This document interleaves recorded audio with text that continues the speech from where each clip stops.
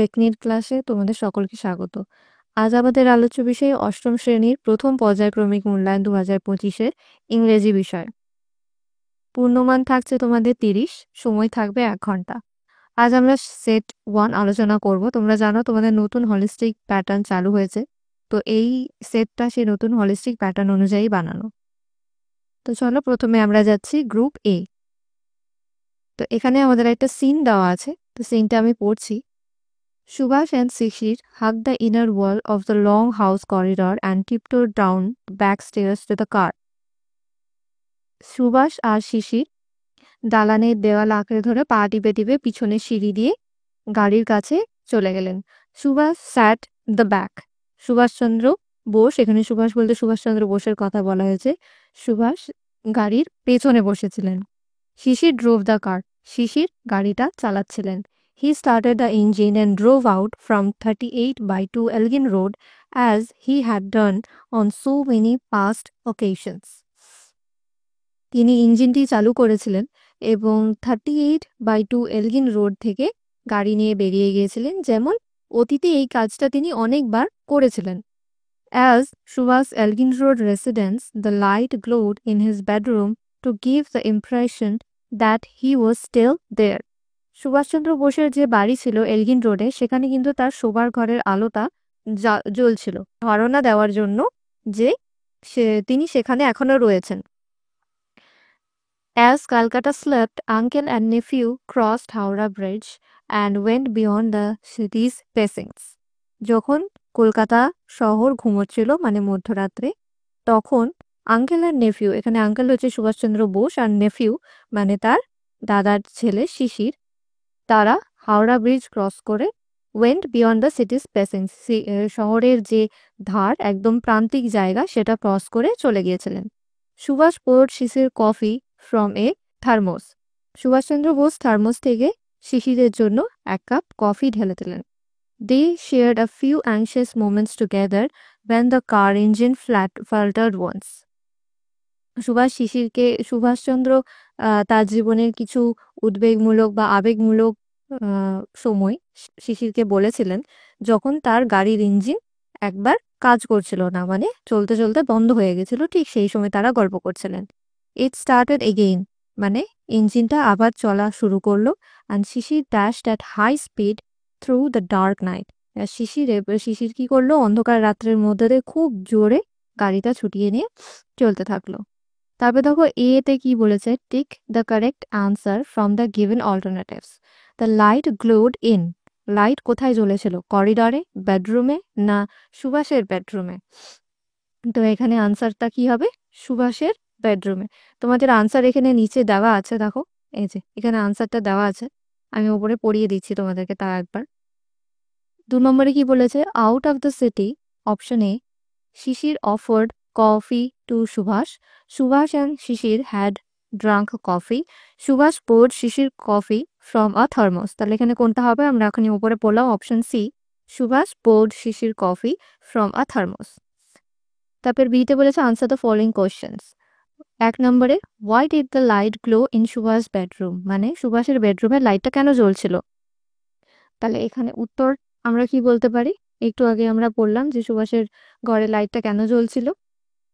তো এটা জ্বলছিল যাতে ও ইংরেজদেরকে একটা ভুল ধারণা দিতে পারে যে সুভাষচন্দ্র বোস তখনও জেগে আছেন, তাই তো? আচ্ছা, তাহলে ইংরেজিতে যদি আমরা এটা বলি, তাহলে আমরা বলবো the light in Subhash bedroom indicated that he was still there. ঠিক আছে। কোশ্চেন 2তে কি বলেছে, why did they share a few anxious moments, তারা কেন কিছু আবেগমূলক বা উদ্বেগমূলক ঘটনা একে অপরের সাথে শেয়ার করেছিল বা একে অপরকে বলেছিল। তাহলে এটা কি হবে, when the car engine faltered once, মানে কার ইঞ্জিনটা যখন চলতে চলতে বন্ধ হয়ে গেছিল, Subhash and Shishir shared a few anxious moments together. ঠিক আছে। আচ্ছা, 2 নম্বরে কি বলেছে দেখো, read the following lines and answer the questions given below. তো 2 নম্বর পড়ে আমাদেরকে নিচের কোয়েশ্চেনের আনসারগুলো দিতে হবে। ঠিক আছে। From the earth loose and mould, the sapling draws its substances and থ্রাইভস.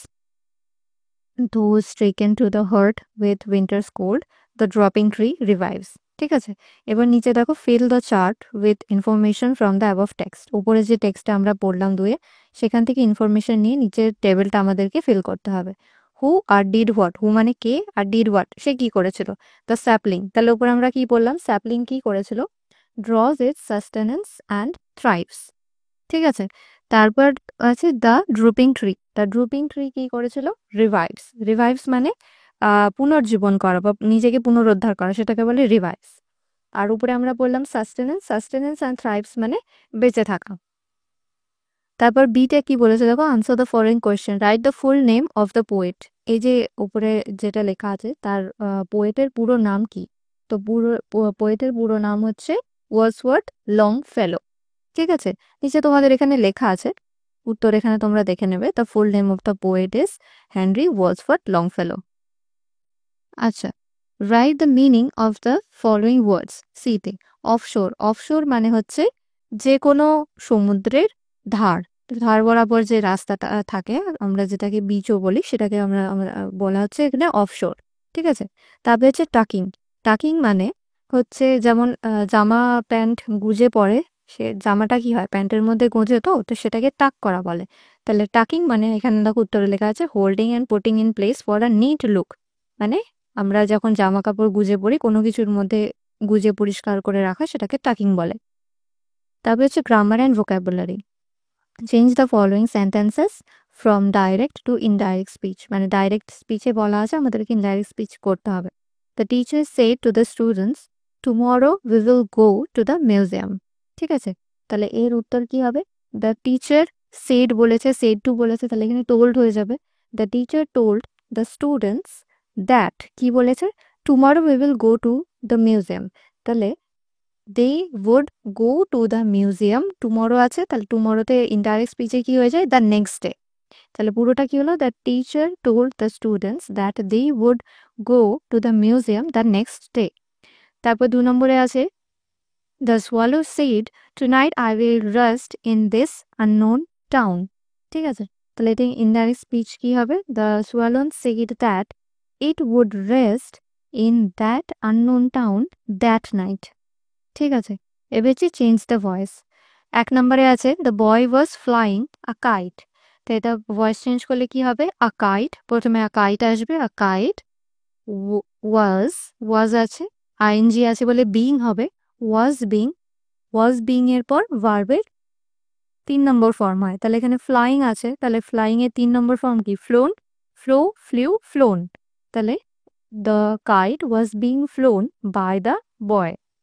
2 নম্বরে আছে a song is being sung by Sheila, তাহলে Sheila is singing a song. ঠিক আছে, আশা করি তোমরা বুঝতে পেরেছো। এবার আমরা আসছি গ্রুপ বিতে। এখানে আবার একটা রিডিং কম্প্রিহেনশন আছে, আনসিন সিন আছে, চল আমরা পড়ি। আমরা এখানে নিচের সিনটা পড়বো। Oh let me go ashore just for one day, he begged the captain when they had sighted land. যখন তারা তীরভূমি, তীরভূমি বলতে যখন তারা সমুদ্রের ধার যেটা সেটাকে দেখতে পেল, সেই ক্যাপ্টেনের কাছে প্রার্থনা জানালো যে আমাকে একদিনের জন্য তীরে যেতে দাও। অনেকদিন সমুদ্রে চলার পর সে তীরে নামার জন্য ক্যাপ্টেনের কাছে প্রার্থনা জানালো। He promised he would return but the captain was unmoved. সে বলল যে আমি একদিনের মধ্যেই ফিরে আসব, কিন্তু ক্যাপ্টেন কিছুতেই রাজি হলো না।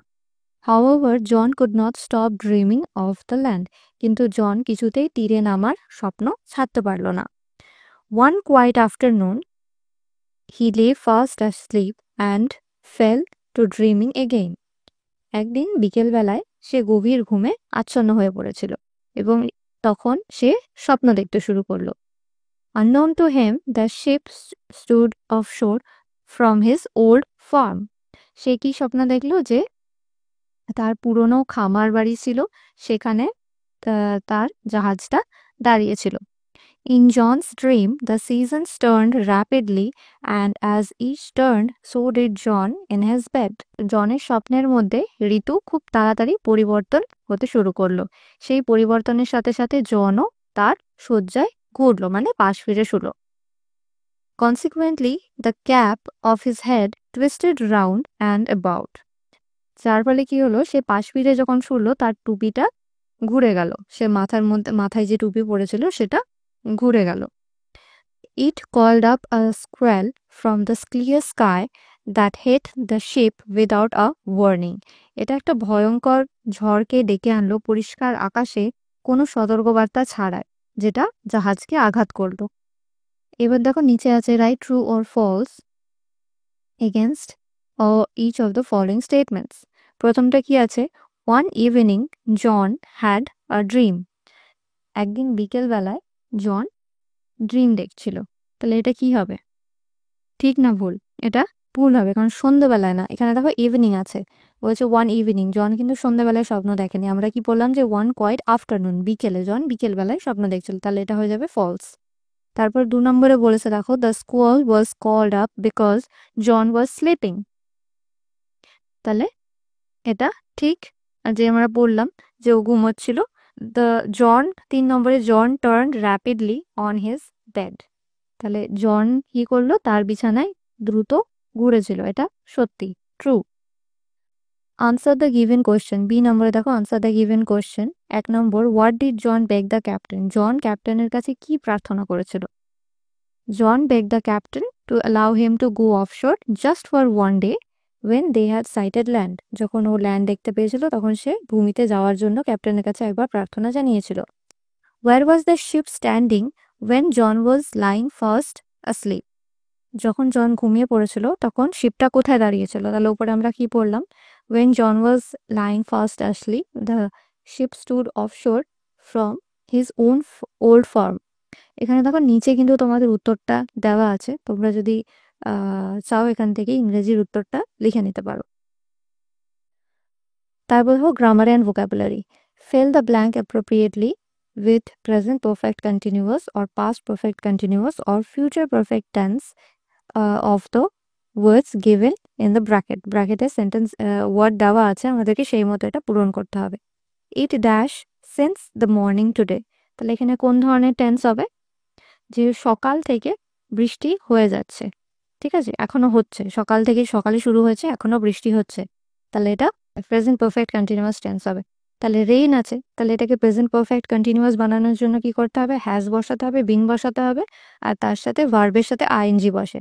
তাহলে কি হবে, it has been raining since the morning today, সকাল থেকে আজকে বৃষ্টি হয়ে যাচ্ছে। 2 নম্বর, the train dash Howrah tomorrow, এটা টুমরো বলা আছে, কালকের কথা বলা আছে, তাহলে এখানে ফিউচার টেন্স বসবে, ঠিক আছে। তাহলে উত্তরটা আমাদের কি হয়ে যাবে, the train will have reached Howrah tomorrow, কাল অবধি ট্রেনটা হাওড়াতে পৌঁছে যাবে, ফিউচার পারফেক্ট টেন্স হবে এখানে। তারপর 3 নম্বরে আছে, they dash in this house long ago, ঠিক আছে, তারা এই বাড়িতে খুব অনেক বছর আগে বাস করতো, এখানে করতো বলা আছে, তাহলে করতো বলতে গেলে কি হবে, পাস্ট পারফেক্ট কন্টিনিউয়াস হবে, করতো অনেক দিন ধরে বাস করতো, অনেক বছর আগে। তাহলে দে হ্যাড বিন, যেহেতু পাস্ট আছে হ্যাড হয়ে যাবে, হ্যাড বিন, লিভ আছে, আইএনজি যোগ হবে, living, they had been living in this house long ago, ঠিক আছে। তারপর দেখো, write the opposite words of the following in the blanks given below. Quite, এখানে আমাদেরকে অপোজিট লিখতে হবে, তাহলে কোয়াইট মানে আমরা কি জানি, শান্ত বা চুপচাপ থাকা, তাহলে এর অপোজিট বা এর উল্টো কি হয়ে যাবে, জোরে চিৎকার করা, তাহলে কি হবে, লাউড। তারপর আছে ক্লিয়ার, ক্লিয়ার মানে আমরা জানি পরিষ্কার, তাহলে এর অপোজিট কি হবে, আনক্লিয়ার, ঠিক আছে। আশা করছি তোমরা বুঝতে পেরেছো। নিচে দেখো একটা আছে যে write a paragraph in about 60 words about a rainy day, এখানে 60 শব্দের মধ্যে রেনি ডে সম্পর্কে একটা প্যারাগ্রাফ তোমাদেরকে লিখতে হবে। এটা এখানে লেখা আছে, এটা আমি আর পড়ছি না, তোমরা ভিডিওটা পজ করে এটা পড়ে নেবে।